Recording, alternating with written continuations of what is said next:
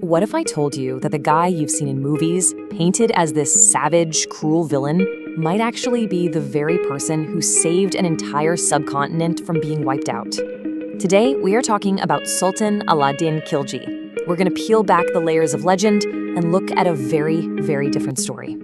So you've got this pop culture image on one side, a ruthless tyrant, right? But on the other, the source material we're digging into today paints him as a sincere protector, get this, guarantor of survival. The argument is that he built this protective wall around his kingdom using Islamic justice and some incredibly sharp political wisdom. So the big question is, how can both of these things be true? Okay, so here's how we're going to tackle this. We're breaking it down into 5 key parts. First, we'll frame the whole controversy. Then, we'll face the massive threat he was up against, the Mongol storm. From there, we'll unpack his brilliant strategy, check out the surprising role of spirituality in his reign, and finally, try to figure out the real lesson from his story. So, let's jump right into section 1. Before we can even begin to understand his actions, we really have to grapple with the central question that hangs over his entire legacy. How should we remember this guy? And this right here, this is the core puzzle our source presents. How could a man labeled a savage also be the one person who guaranteed the survival of his civilization? This single question is going to guide our entire investigation today. It's a contradiction that really forces you to look beyond simple labels. Which leads us perfectly into our second section. You see, to understand Khilji's actions, you have to understand the world he was living in. And that world was absolutely terrified of one thing: the Mongol storm that was just swallowing up everything in its path. Look, the Mongols weren't just conquerors. They were a force of nature, a force of pure destruction. The source describes them literally building minarets out of human skulls in the cities they conquered. Baghdad, which was a world center of learning and culture, had already been burned to the ground, and now they were looking straight at Delhi. So let that sink in. What was at stake here? According to our source, if you had a weak or indecisive ruler on the throne at that moment, Delhi's entire civilization, its art, its knowledge, its people, it could have all been completely wiped off the face of the earth. The threat was that absolute. And this is where you really see Khilji's pragmatism kick in. He was a man of faith, for sure, but he knew this storm couldn't be stopped by prayers alone. No way. It was going to take an iron defense, unwavering discipline, and a leader who was willing to do whatever it took to protect his people. So that brings us to Section 3, the Sultan's strategy. How did he actually pull it off? Well, the source lays out this brilliant, audacious 2-part plan to forge a shield made of both steel and justice for the Sultanate. Now, what's so fascinating here is the connection between these 2 steps. First, obviously, he needed a massive professional army that could go toe-to-toe with the Mongols. But the million-dollar question is, how do you pay for an army like that without bankrupting your entire kingdom? Well, that's where step 2 comes in, these revolutionary economic reforms. And this table shows his method perfectly.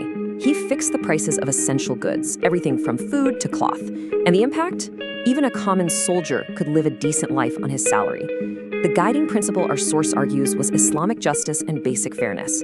And to make sure it worked, he brought down severe punishments on anyone caught hoarding or being corrupt, because he saw them as direct threats to state security.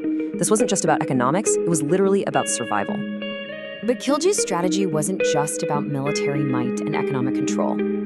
In Section 4, we uncover this really fascinating dynamic between the power of the state and the spiritual soul of the city. This is the story of the sword and the saint. So at the exact same time Khilji was ruling with an iron fist, Delhi was also home to one of the most beloved Sufi saints in all of history, Hazrat Nizamuddin Auliya. Our source is very clear. While Khilji was a tough-as-nails politician, he had immense respect for holy figures like the saint. This created what the source calls the 2 pillars of defense. You had the Sultan's sword, the physical shield protecting the borders, but then you had the saint's spiritual presence and prayers, which acted as a moral shield, boosting everyone's morale and giving them hope.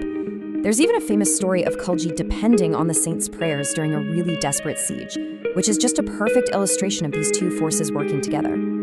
All right, let's move to our final section and tie all of this together. So what's the real lesson we're supposed to take away from Khilji's role? Well, it's all about moving beyond the simple black and white picture we're so often given. our source gives us a much more nuanced final judgment. Look, Alauddin Khilji was no angel. His methods were incredibly harsh. But, and this is the key, he wasn't the one-dimensional villain you see in the movies either. The argument is that he was a sincere protector who used that harshness not for his own gain, but for the security and well-being of his kingdom. And that's really the big takeaway. The source defines true leadership, not as being popular or loved by everyone, but as having the guts to make those unpopular, difficult, even harsh decisions when the entire future of your nation is hanging in the balance. So, after exploring this other side of the story, the source leaves us with a really critical question, and I want to turn it over to you. After hearing all this, what quality do you think is the most essential for a ruler to be considered truly great? Is it that softness and compassion needed to win the hearts and minds of the people?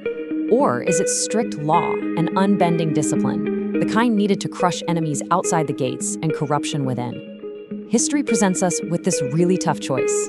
Which path actually ensures a nation doesn't just survive, but thrives? We would genuinely love to know what you think. Drop your opinion in the comments below. You know, every perspective helps us get just a little bit closer to understanding the complicated truths of history. Thanks so much for joining us for this deep dive.